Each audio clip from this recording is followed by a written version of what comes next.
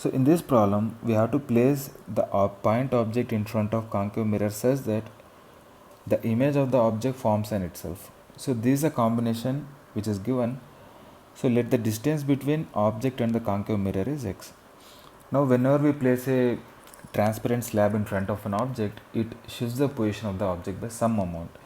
If t is the thickness of this glass slab and mu is its refractive index, then the amount of shift is can be calculated by t times 1 minus 1 by mu.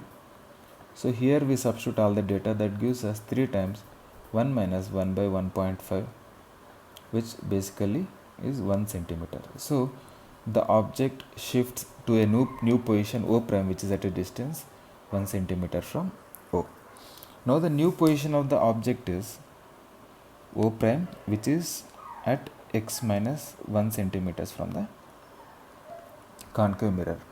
Now for the image to form on the object, the light rays have to retrace their path back.